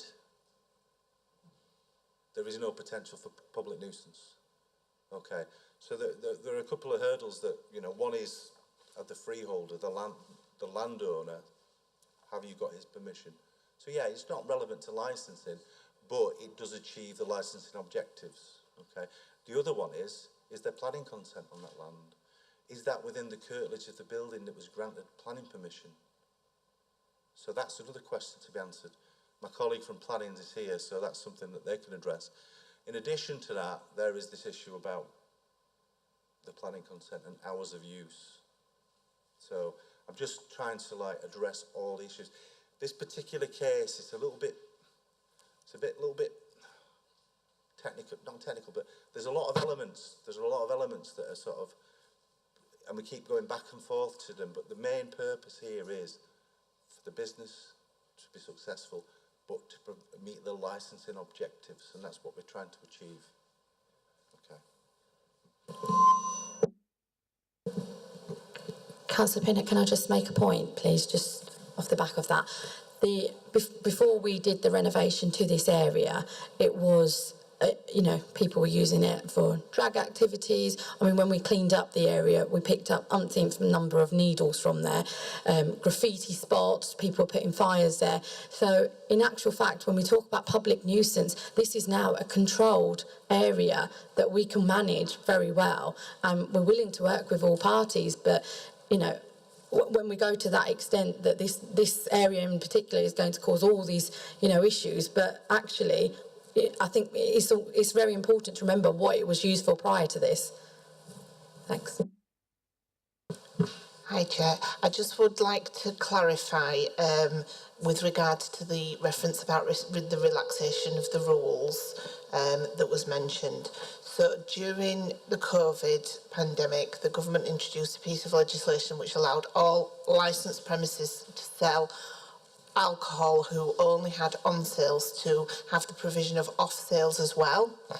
This has now been extended for a further 12 months. This is the applicant has applied for off sales within their amendment to their existing licence, and I just wanted to clarify that would mean that when you've only got on sales, it means that consumption can only be done on the premises, that the red line covers the licensable area. Off sales means that it can be taken away and consumed elsewhere. So, for example, if members were minded to refuse the application and keep the existing licence area for the next 12 months, consumption could occur within an outside area. However, the application for the extension of the licence and the licensable area allows for on and off sales, so that outside area could also be utilised for sale of alcohol and consumption as per the application. I just wanted to clarify that. Could you also clarify then what Mr. Chapman said about planning? Because planning has been accepted from 9 a.m. to 9 p.m. Does that mean that they could do that now until 9 o'clock in the evening? Apologies. The planning aspect of it isn't a consideration for members. Maybe I can put that to planning. Objectors, anyone have any questions for Mr. Chapman from Environmental Health before we move on to planning? The lady there at the back. I'm going back to the noise nuisance issue again. Things have been constantly reported, nothing seems to change. Please can you let me know what either of you, the applicant or Environmental Health, are going to do about it, please?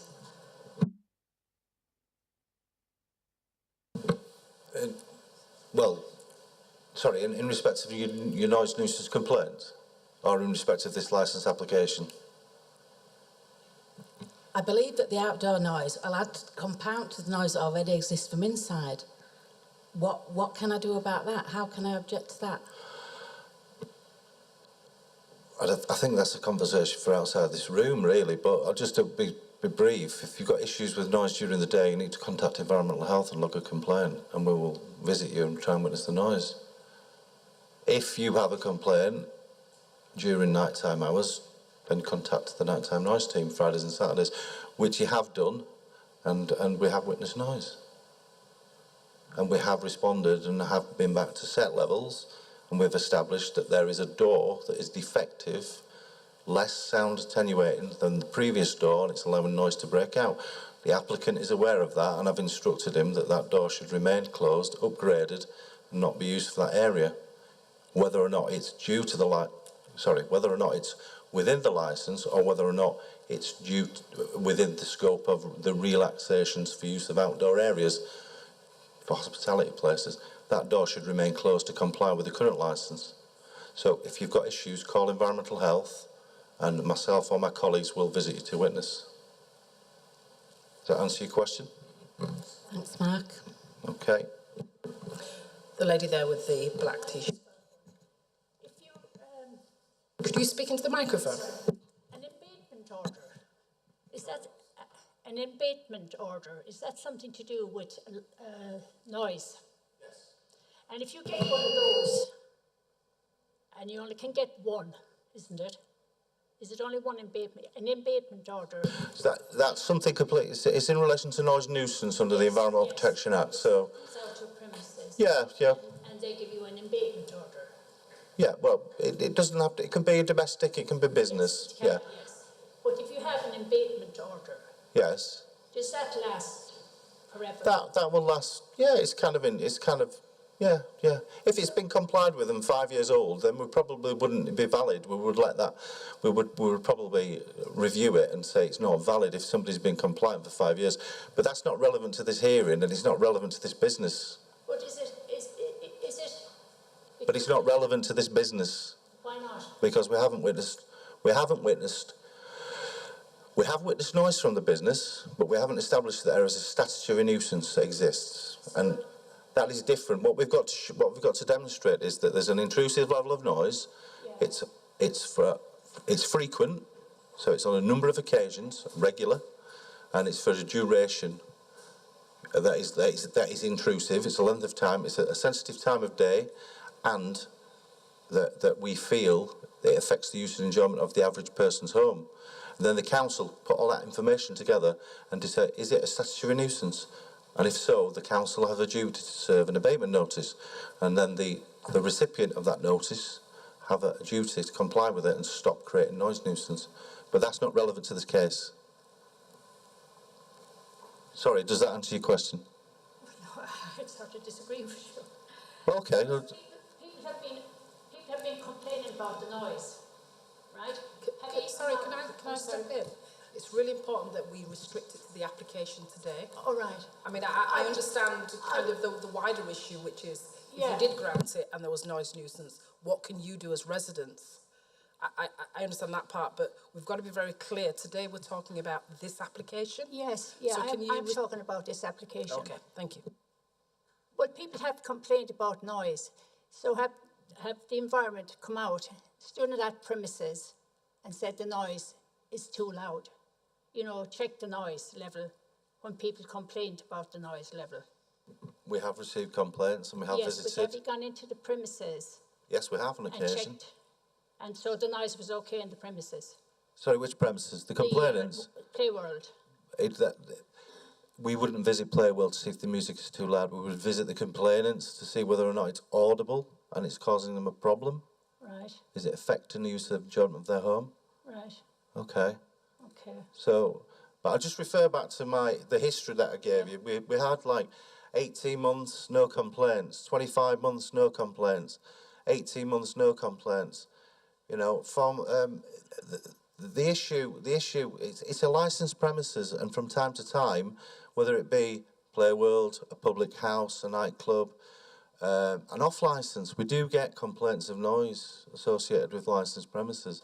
This premises is no different to a lot of premises. Does that answer your question? Okay. Okay, any more questions from objectors to environmental health? No? Right then, can we move over to planning? Hi there, my name is Jenny Booth. I'm one of the planning officers and I provide consultation responses to my colleagues on licensing applications. So with regards to the application and for the Playworld licence, we have two concerns. The first is that the building doesn't currently operate in line with its authorised hours in terms of planning. And whilst planning and licensing operate on two separate bits of legislation, if they're not working to the earlier time, they're still opening themselves up for enforcement action. So I appreciate that there was an application to vary that condition in 2014. However, that application was never concluded, as Mark mentioned earlier. So your authorised hours are 9 a.m. while 9 p.m. in terms of your planning consent from 2013. So you do need to look at sorting that one out. Yeah, so that must have been, well, we don't know what's gone on there because we've been open for 9 years. Can we let the lady finish and then you can respond? Thank you. So that is something you would need to take up with planning and may not affect how the licence and application turns out. So that's kind of aside to what my main concern is at the moment. There was the land that was between the building and the properties on Westbourne Road, and up until recently that land was vacant and had a nil use and wasn't part of the curtilage for Playworld. So you've fenced it off, you've put the paraphernalia, the benches, the porta cabin, all the play equipment in there without getting the appropriate planning either for a change of use, which it would require. We would be very concerned that because it's an outdoor space, it's very hard to kind of mitigate the noise impact on the neighbouring properties. Even just kids playing out there, you know, socialising out there, never mind the recorded music and the potential for drinking. There's a very real, you know, impact in terms of the neighbours that it's very hard to mitigate, and that's why planning have objected, because we don't think you can sufficiently mitigate either. So that's the crux of planning's concerns. Okay, we'll move to questions. Councillor Gregg, any questions? I have no questions, although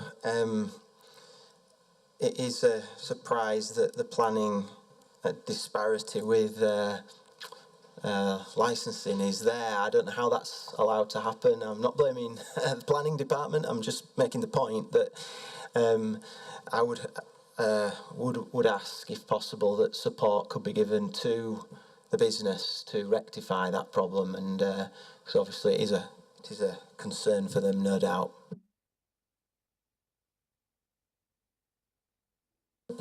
Can I ask licensing to respond to that? I think it's something that happens on a regular basis. Yeah, unfortunately, as my colleague in planning mentioned, the two pieces of legislation don't always talk to each other.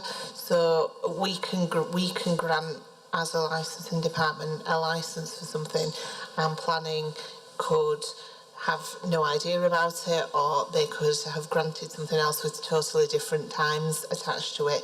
It is unfortunate. A few years ago there was talk of trying to align the legislation between planning and licensing a little bit better. However, it's not got very far, unfortunately. So as it is, we are kind of stuck with that. No, thank you. And just for our purposes, am I correct in thinking that the issues with regards to the planning, we disregard what they have, not what you've said today, but what the actual planning consent is at 9 a.m. to 9 p.m. That doesn't affect what decision we choose to take today, does it? No, that wouldn't necessarily affect your decision making today. Thank you. Thank you. Councillor Anwar? Yeah, just to touch on this planning application, just a previous case last week, non-irrelevant for today. It was a garage that was open without planning permission for over 10 years, and it was to do with similar sort of noise complaints. So when the council got involved, they realised that the garage had been in place without planning permission for 10 years. And the email that we got back was, we can't do anything, they have to continue without planning permission because it's been so long. Would that be the similar case for the current occupancy here as well? No, because there was stuff going on in the background. There was an application in 2014 to vary the hours. Nothing happened for a very long period of time on that, but there was an application in. So kind of because action was being taken up until 2019 for a change of use or for compliance with condition, if there's nothing going on, then that can kind of fall by the wayside. But if there was things going on in the background in terms of having the variation of condition application in, then the clock doesn't start ticking on that 4 years until the application is deemed withdrawn, which was in 2019, so there's still another year. And I think it's fair to say that each case turns on its own merits, depending on the circumstances. Okay, applicant, any questions of planning or any response to what's been said? No response to the planning. Obviously, we'll have to sort that out on a separate issue. That's not a problem. We've been there for 9 years, and the hours have been there. So we'll have to go back to the agent. I think it was a Malcolm Sizer at the time, who's probably who will probably know further. But obviously, we'll just stick to the agenda today of the actual licensing. Any of the objectors? The lady there at the back. Am I right, and this is because I'm not coming to these sort of meetings very often, planning supersedes licensing then, is that right? If, for example, a licence says that a business must close at, say, 10 p.m, and the planning permission says it can finish at 11 p.m, the licensing would take the precedence. But if it's the other way around, and planning is saying the 9 p.m, and licensing is saying the later time, it's the planning hours, it's whichever one finishes first.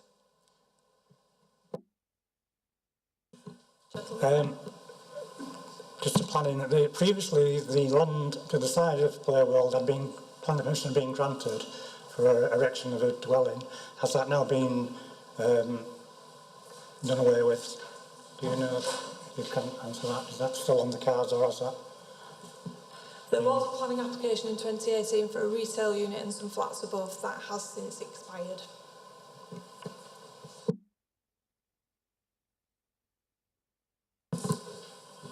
Gentleman Can I just make an observation?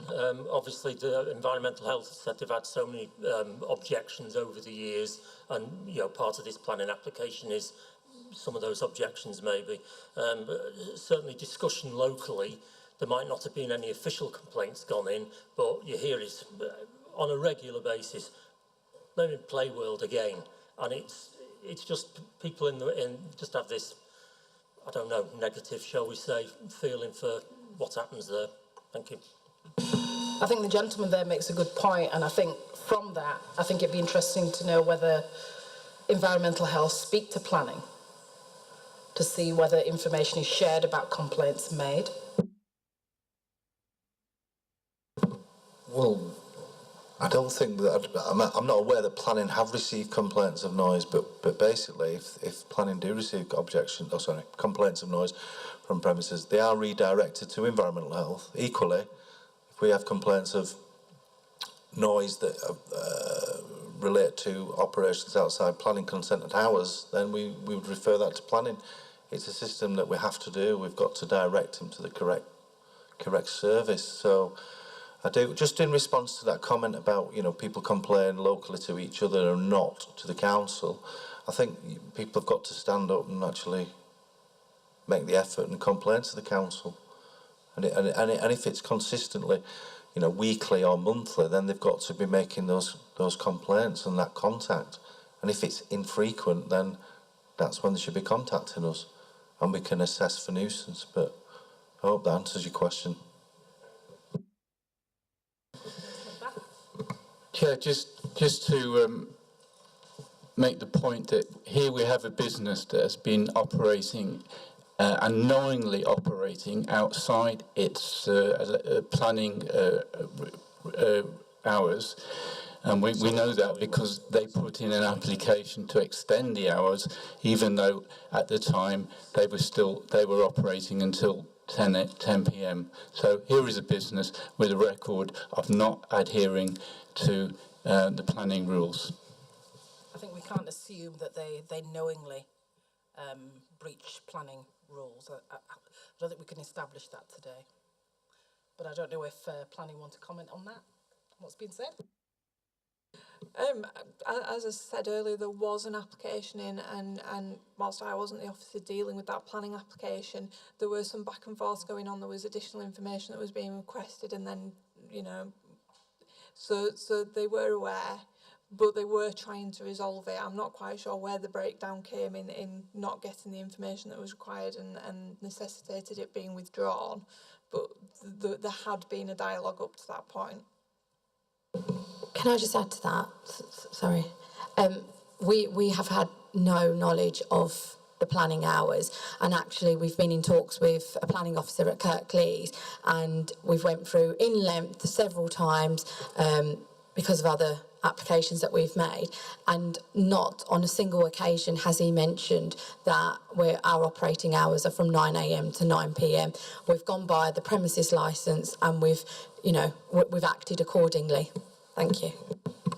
Can I ask who the planning officer was and what was the consultation with the planning officer?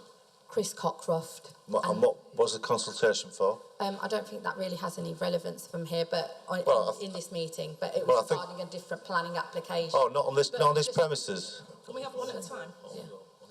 Sorry, is it relevant to this application and this site?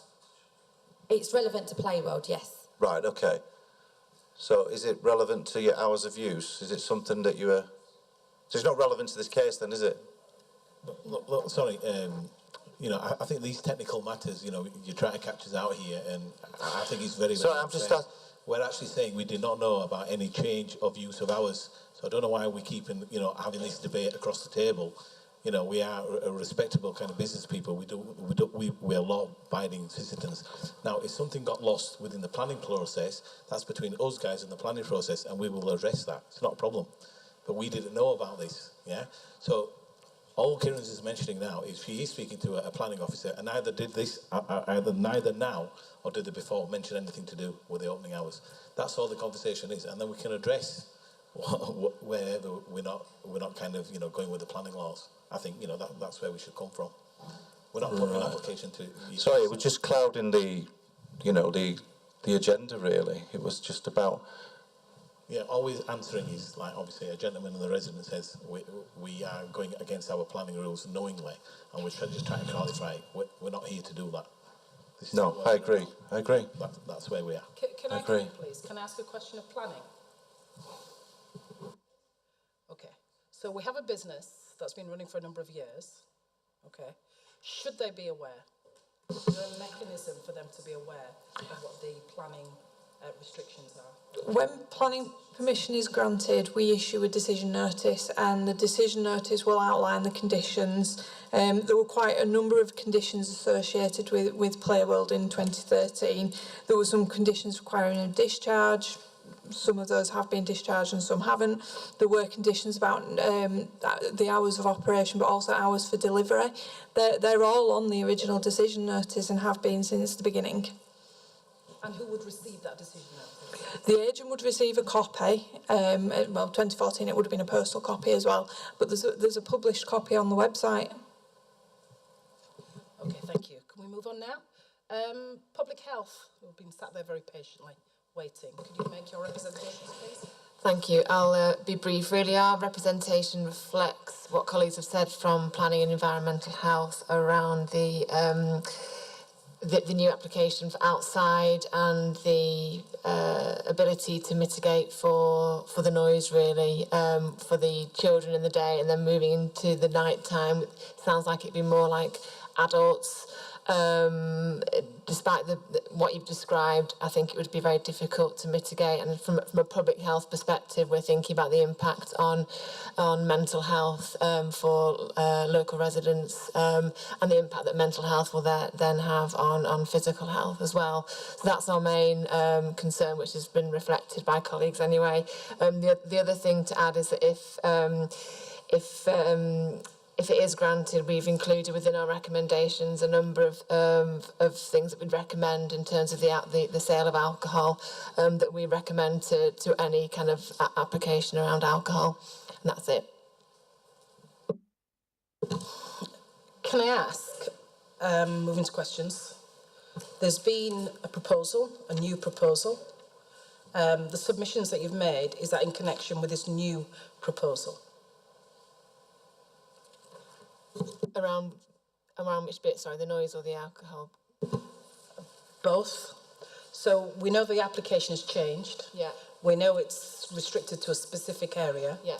And the applicants have come along today with some proposals about not including performance of dance, sporting event, live music, but recorded music is still on here until a certain period. So I just want to clarify. Yes, still with the new one, there would still be the concerns around the noise there and the impacts on health, yeah.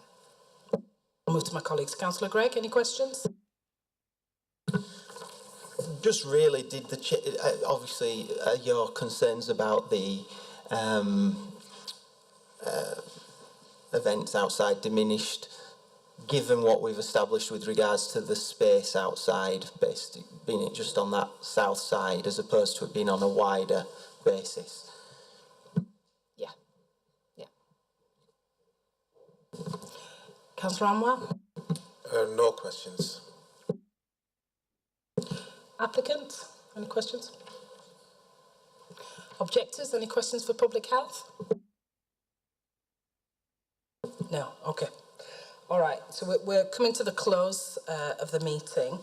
What I should have done is I also should have talked about ward councillors making objections and recommendations in the pack, and I'm sure everyone's seen those, but just to clarify, we have Councillor Ulla.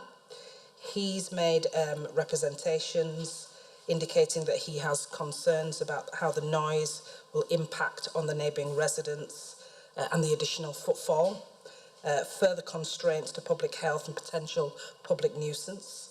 So he has some concerns there. Councillor Patterson she indicates that she doesn't necessarily fully object to the application as long as it doesn't go beyond 10:30 and 11 p.m. on the grounds of public nuisance. She acknowledges that it would have a serious impact on residents in respect of noise and additional cars, etc. And then Councillor Sokal has also responded. He indicates that it shouldn't go on beyond 9 p.m. on the grounds of public nuisance. There should be no outdoor live and recorded music at any time. So I just wanted to really clarify that ward councillors have also commented and objected and made recommendations. So we're coming to the end of the meeting where everyone now has an opportunity to sum up if they want to and make closing comments in respect of the application. So I'm going to go first to the applicant. Is there anything else that you want to say to persuade the panel? Thank you, Chair. Yeah, obviously, we just want to, again, highlight the importance of what we're trying to do here. We are just trying to create the extra business, what we've lost out due to COVID. We don't want the building to close down. We don't want the loss of 30 jobs. We want to kind of be the main attraction of Huddersfield still and be the main part of Marsh and work with its residents, the communities, the charities and the schools to be able to deliver something that is kind of so different to any part of Huddersfield. We have placed Huddersfield on the map. This can be read by all our reviews, our Facebooks, our social media accounts, our publications within the local medias, and obviously within the Yorkshire arenas. Obviously, we do appreciate there's been a few little technical issues which we will address and lawfully address these issues. But what we are saying is it's just a bit of understanding due to COVID. This is why we are asking for an outdoor area, because people do not want to be in an enclosed facility anymore, and they shouldn't have to either. If I was taking my children to an enclosed indoor area, I would think twice, hence why we are losing the business. So I do really appreciate the committee and the chair to really observe what we are trying to actually do here. And we have worked with the residents and been reasonable and made full changes to the operating hours which was originally proposed, as well as obviously taking the live band from the new change of use, as well as taking the shisha off and everything which kind of obviously address their concerns. So thank you once again for everyone's time, and I hope a positive decision is overcome. Is there anything you want to say? That's it, thank you. Licensing officer? Yeah, I'd just like to remind members before they go away to make the decision, they're making a decision on the application that's in front of them. The application does not include the amendments, however they can consider the amendments, and if they choose to exclude or amend the application to reflect that, that's a decision for members. In addition, I just want to also ensure that they're aware that the application was the red line that does cover the car park, so if there are any amendments to that, it will need to be noted in the decision, and that's a matter for you, Chair. Thank you. Environmental health, would you like to sum up? Thank you. Just to summarise, on the application and with the amendments, I of the opinion that there's no prevention. It wouldn't prevent public nuisance from occurring. I wouldn't support the application. Due to the fact we've got various noise sources, amplified sound, the machines from the inflatable arenas, and potential for between 60 and 90 people maximum, plus standing people. So the potential is there for public nuisance, and without doing a full noise survey report and specified works, I don't think they can mitigate against public nuisance. However, having said that, I don't think it prevents them from putting in temporary events notices.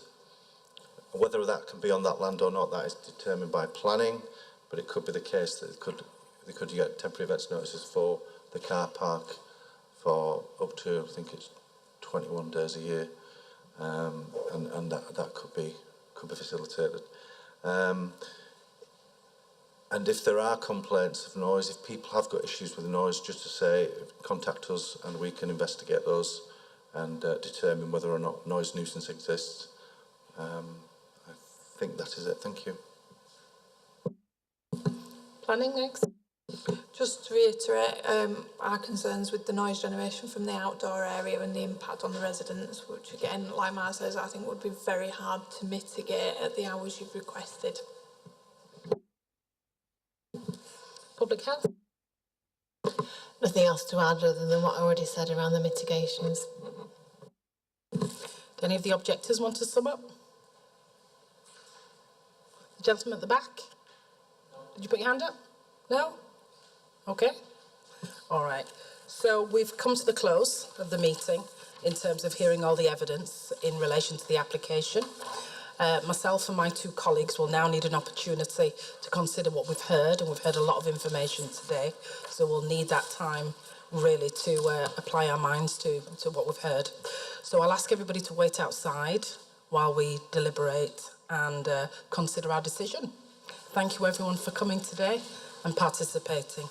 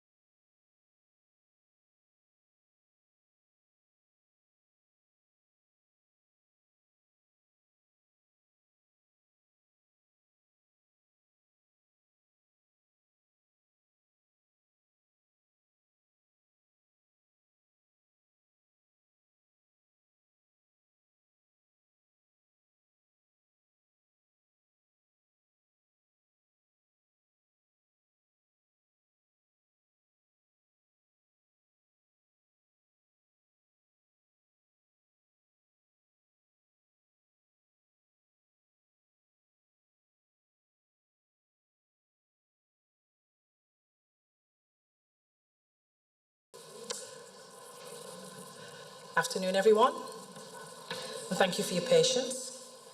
Okay, so today the panel considered an application for the variation of premises licence in respect of Playworld situated at 140 Westbourne Road, Huddersfield. We had a wealth of information from various people today about this application in support and to object to the application itself. And the panel have listened very carefully to all the representations that have been made, and we listened very keenly, in particular in respect of the residents and responsible authorities. But we're also mindful of the business, wanting to support businesses, and the importance of making sure that struggling businesses get the opportunities that they need so they can keep going. So with that in mind, the panel have decided to agree the variation, but on a limited basis. So first of all, it was important to note the clarity around the premise of the application. We note that the application doesn't include the car parking area and that the variation relates only to the area marked red in Appendix E, which is provided in the location plan and street view plan. So just to make that clear, it's that particular area, it's not the car parking area and other aspects that we originally thought. Secondly, a condition to remove the existing door and replace it with an appropriate door approved by Environmental Health. That's something else that we're very keen to see happen. Okay, so the third thing in relation to the application varying the activities themselves, in relation to the sale of alcohol, Friday and Saturday, we've agreed 9 a.m. to 7 p.m. And Sunday to Thursday, in respect of sale of alcohol, 9 a.m. to 6 p.m. In respect of recorded music, Friday and Saturday, we've agreed 9 a.m. to 7 p.m. In relation to recorded music, Sunday to Thursday, we've agreed 9 a.m. to 6 p.m. In respect of the late night refreshment, my understanding is this activity doesn't need to be licensable, and actually that activity can happen as long as it's before 11 p.m. So that isn't something for us to consider.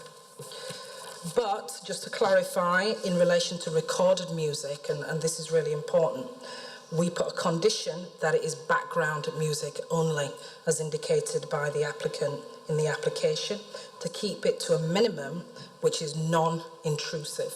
So a non-intrusive level to the residents in the area. In consideration of the 6 occasions in the application for activities between 9 a.m. and 23:45 hours, that application is refused. What we would suggest is that the applicant apply for a temporary events notice. If they do that, they undertake the activity and it goes well, there's no reason why they can't make an application to vary on another occasion, and at least if there's a bit of a track record and there's a history, it's more likely that the responsible authorities and the panel would agree to vary the licence with that history. So that is the decision that's been made today. Thank you everyone for coming. The decision will be sent to everybody in writing, so everyone can be very clear about the decision that's been made today. So thank you for attending.